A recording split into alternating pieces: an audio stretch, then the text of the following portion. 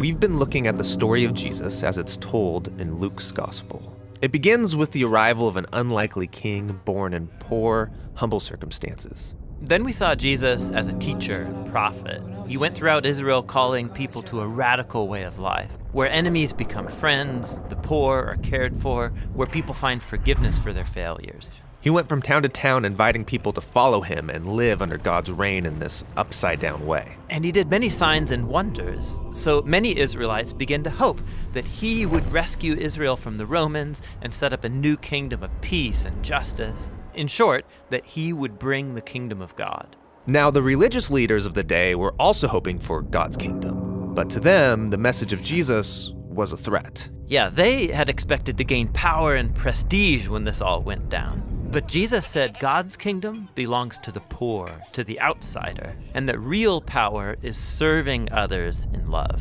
This conflict intensified when Jesus, while in Jerusalem, disrupted the temple sacrifices and called Israel's leaders a gang of rebels.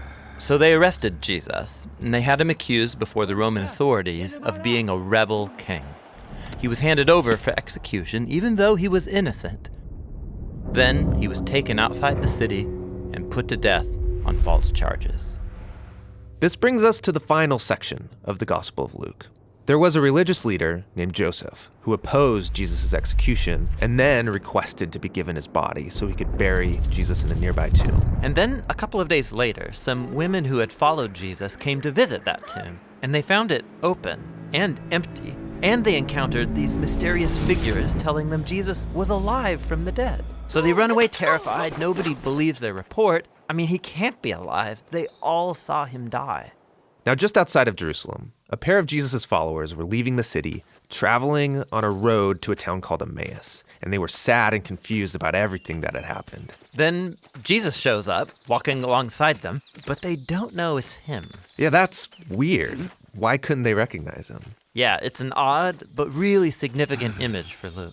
They're blind to Jesus for some reason. So Jesus asks them, "What are you guys talking about?" And they begin to tell him about Jesus, a powerful prophet who they expected would rescue Israel, but was instead executed.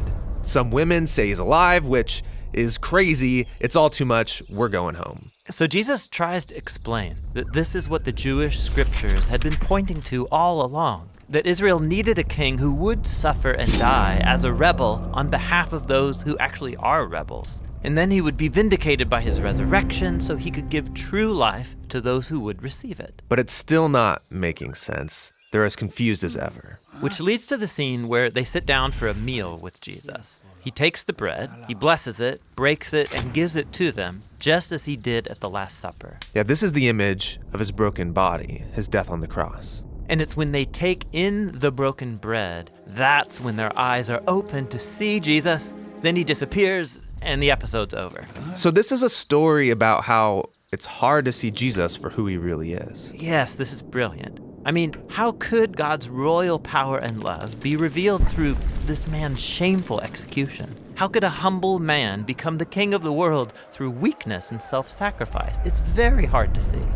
But this is the message of the Gospel of Luke. It takes a transformation of your imagination to see it and embrace Jesus' upside-down kingdom.